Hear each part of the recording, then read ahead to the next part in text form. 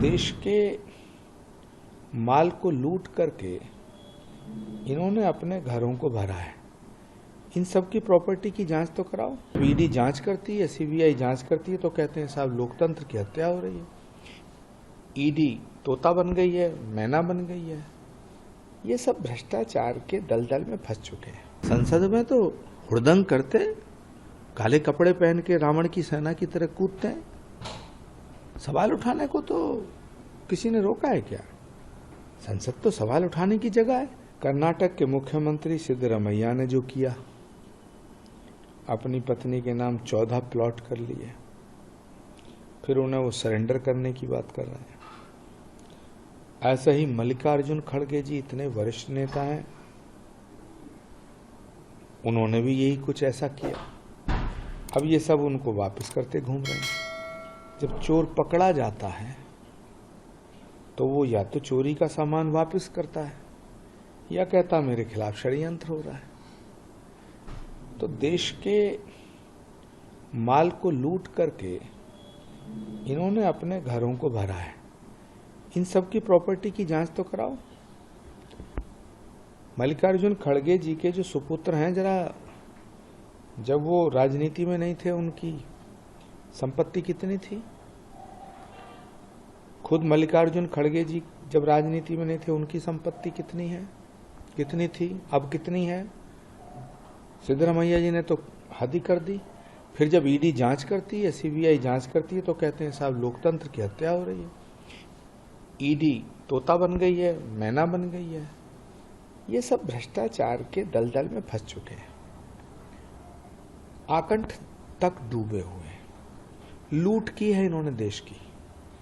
अब क्योंकि नरेंद्र मोदी सबसे बड़ी बाधा है इनकी लूट में, तो फड़फड़ा रहे, प्रायश्चित करना चाहते हैं, लेकिन प्रायश्चित हो नहीं पाएगा। मुझे मल्लिकार्जुन खड़गे ने कहा है कि दक्षिण के कुछ राज्य ऐसे हैं जिनको उनको पूर्व दर्जा नहीं मिला है। सिद्धरमैया कह रहे हैं इस मुद्दे को लेकर हम लोग संसद में सवाल उठाएंगे। सवाल उठाएं, सवाल उठाने को कौन रोकता है, लेकिन सवाल उठाते थोड़ा ही है। संसद में तो हुड़दंग करते, काले कपड़े पहन के रावण की सेना की तरह कूदते हैं। सवाल उठाने को तो किसी ने रोका है क्या? संसद तो सवाल उठाने की जगह है, लेकिन उठाते नहीं। ईडी के कुछ नेता हैं जो उनके ऊपर रेड लगी ईडी की, लेकिन बिग ब्रदर हैं जो कांग्रेस के नेताओं को बचाने में लगे हैं। ये बिग ब्रदर कौन है? क्या लगता है कि बिग ब्रदर किसको कह रहे हैं? सारी दुनिया जानती है कि बिग ब्रदर कौन है कांग्रेस में। बल्कि बिग ब्रदर नहीं है, बिग बॉस है। कांग्रेस के तो बिग बॉस हैं। और सच बात यह है कि राहुल गांधी जो हैं पौरुष के हाथी बन चुके हैं, अपनी सेना को ही कुचल रहे हैं। बड़े बड़े नेताओं को निपटाने में उन्होंने देर नहीं लगाई। गुलाम नबी आजाद को निपटाया, ज्योतिरादित्य सिंधिया को निपटाया, दिग्विजय सिंह जी को निपटाया, कमलनाथ जी को निपटाया, अब हुड्डा को निपटा दिया,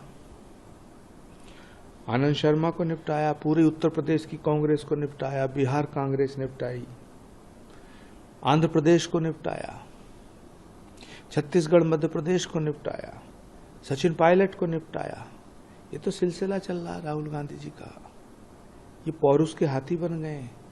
अब इन्हें बिग बॉस कहो, बिग ब्रदर कहो, सच मायने में राहुल गांधी पौरुष के हाथी हैं, जो अपनी सेना के तमाम सेनापतियों को निपटाने में लगे हैं, रौंद दे रहे हैं। रौंद दिया है सबको। अब किस किस को कब रौंदेंगे, कब तक रौंदेंगे, ये समय बताएगा। हरियाणा के चुनाव की बात करें तो हुड्डा जी और कुमारी शैलजा को लेकर भी तो सवाल खड़े करे गए थे। अब हार गए हैं और अब फिर दोबारा उनको सब पे ठीक है बोलने की बात करें। देखिए, हुड्डा जी बहुत वरिष्ठ जमीनी नेता हैं। भूपेंद्र हुड्डा की तो तौहीन करते थे ये। भूपेंद्र हुड्डा को तो मुख्यमंत्री बनाते ही नहीं। अगर 45 से ज्यादा सीट आ जाती तो भूपेंद्र हुड्डा चीफ मिनिस्टर नहीं बनते। ये भूपेंद्र हुड्डा जानते थे। ये तो वरिष्ठ लोगों की तौहीन करते हैं। और सवाल शैलजा कुमारी का या हुड्डा जी का, अशोक तंवर का